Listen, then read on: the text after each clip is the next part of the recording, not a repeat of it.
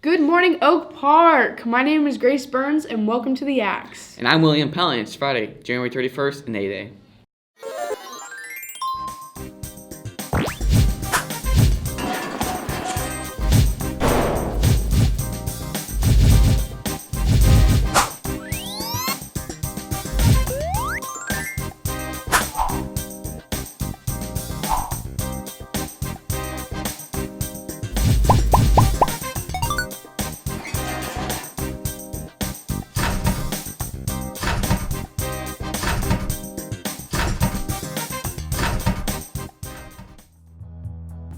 In recent news, outside of Oak Park, and I'm sure you heard, the Kansas City Chiefs are going to the Super Bowl.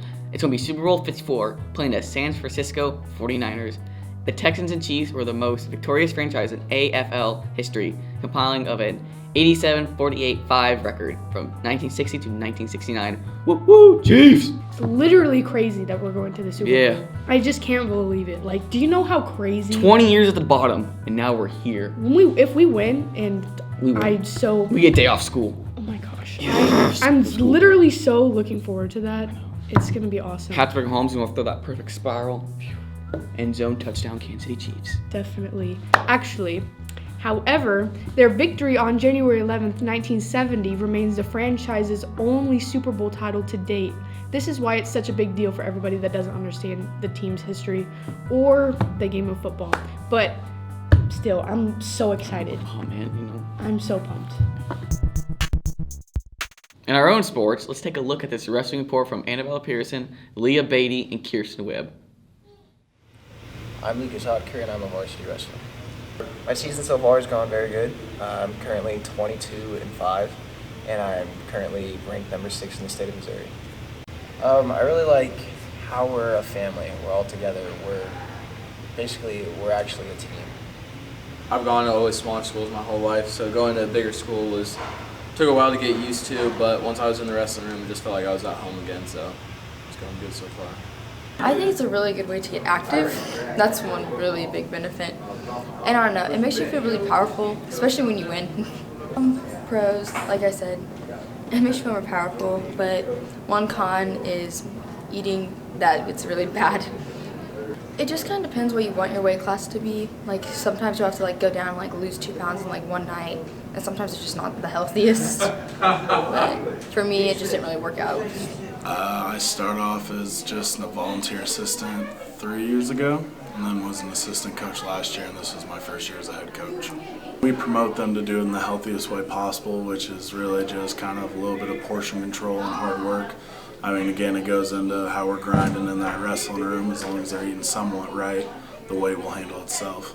I think more of the reward is the lessons we're teaching them in the room, like hard work and perseverance, because, it's not easy up there when we're practicing or when we're dueling, so they're just learning to embrace the grind, and hopefully that carries them forward in life. This is my first year as assistant coach for the wrestling program at Oak Park. It feels really rewarding to see the guys go out and fight really hard and do their best. And I don't think winning's the biggest thing. I just think giving effort and seeing just how they've grown throughout the season. I think that's the most exciting thing for me, is just seeing where they come from at the beginning of the season, and then how they're buying into the program, and then seeing them improve. I think is the best part about it.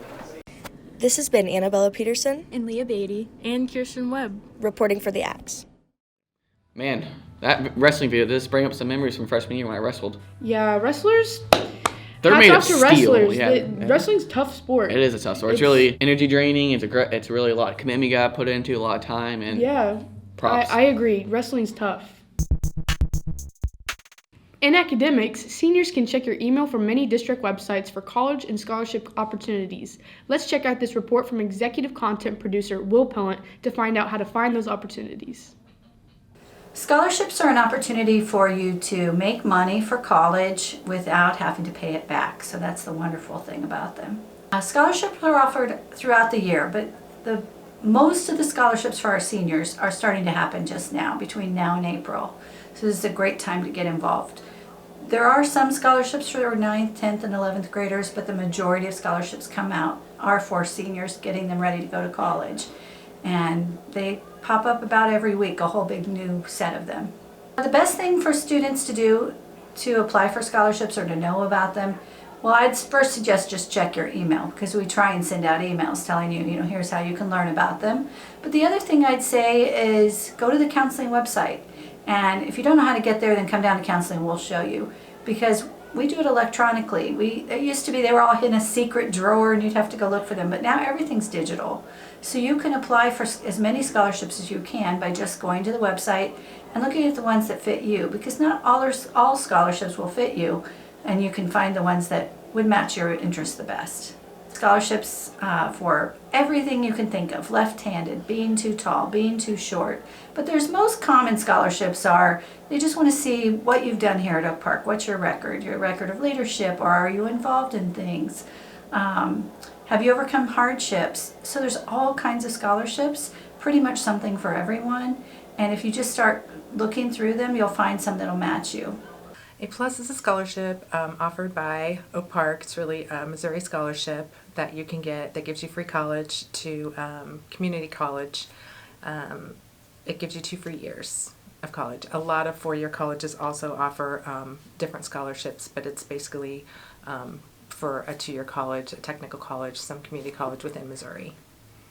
As an opportunity to get you started in your life and in college. It gives you opportunities to do things to kind of better yourself and be prepared for college in the future. I mean, I think doing tutor hours, things like that, are just good life skills to learn as you get older and get into the workforce. I think A Plus is very easy. I think it's things that you do anyway. You have to have 50 tutor hours. You have to maintain a 2.5 GPA. You have to have 95% attendance. You have to have a good EOC score or a 17 on your math portion of the ACT. You have to have good citizenship. Most of you all have that anyway. So it's definitely something everybody should invest in and be a part of. Will, I love that video so much. It was so good. Thank you. I put a lot of effort to it. I just realized, I saw all these scholarships and all this money, and no one was claiming it for college. And everyone starts with student debt, student loans, FAFSA is a pain. And scholarships are such an easy way to get money, and I just want kids to take advantage of this opportunity and Yeah, I agree. As much money as you can get for college, the better. All that debt. Every dime counts. Is every dime. gonna get you. Let's move on from scholarships to social media. Not only are those opportunities online, but there's also social media students access 24/7. Some of them more responsible than others. This month we've seen several snow days, as you know, and a couple of days students thought should have been a snow days. As many of you know that this leads to interesting tweets to our Superintendent Dan Clemens. Let's take a look at this special report of an exclusive interview Dan Clemens, Superintendent of North Kansas City Schools. Students' First Amendment rights, while limited, are in no way non-existent. The lines have been blurred between rights and respect as students of the North Kansas City School District have gained frustration and attention in both good and bad light. While freedom of speech should always be respected, we as a student body are always a representation of our faculty, school, and administration. While investigating this controversial topic, this is what I have found. Well, I absolutely love having contact with students on Twitter. As superintendent, sometimes it's really hard to have that strong connection to students that you had as a principal or a teacher. And so my connection through many of our kids remains through Twitter. And I know on snow days sometimes frustration can be shared with me about the decision that we make. As a superintendent, you have to develop thick skin. And I certainly, as I tweeted out Friday during the snow day, love the kids of North Kansas City Schools and always am looking out for the best interests of the kids when we make decisions based on weather. So the whole Twitter situation with Dan Clemens, in my opinion, is pretty silly coming from both sides. On the side of the students, it's sort of silly to try to tweet rude and disrespectful things at a school official, but on the side of Dan Clemens, it's very, very silly to go to the schools and make those students take down those tweets. And I understand that he's well within his rights to make us do that, but I just think it's unethical for him to try to censor us to that degree and use his ability to censor us for that purpose, whenever I think it only should be used for censoring things that actually need to be censored. I think he's using it to stifle criticism, and I think it shows that he values the public's perception of the school district more than our students' perception of the school district. And I think it's angered a lot of the student body.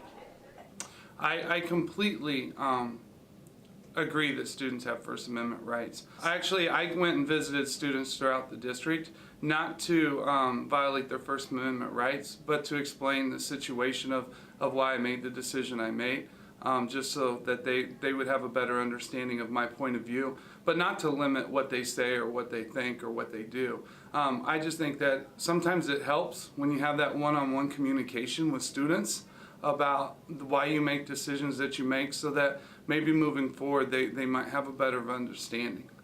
I understand the First Amendment right. I teach U.S. history.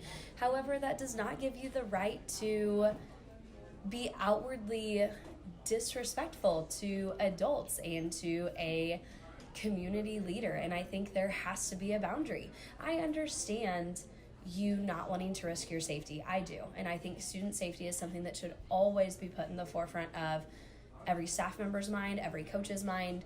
I think student safety should always be a top priority. However, I think students need to be very mindful of what is being said and how disrespectful it can be and the perception that it's giving our community.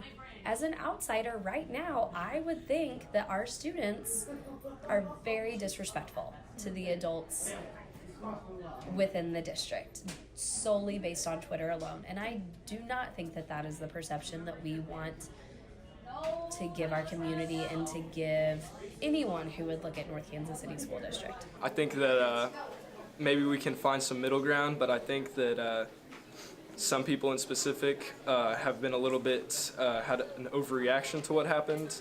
I think that you should be able to say whatever you want on a private platform, and that he should have no say in what happens on that. I liked when kids want to have fun. As a matter of fact, I think my favorite tweet through this whole snow day was a tweet that, and you could probably still find it, that said, "Alexis, how do we impeach the superintendent?" I thought that was fun, and I think that that's all in good fun, and we all enjoy it. But when curse words are starting to be used or threats are starting to be made, I think that really where it crosses the line. I enjoy having a great deal of fun with our kids, whether we have school or don't have school. It's one of my favorite things to look at Twitter and see the engagement there, and I just simply enjoy that. And I can take it. I can take a hard time too. I just think that we all need to, in this community and in this world today, we need to be careful about some of the words that we choose to use. This has been Annabella Peterson reporting for the Axe.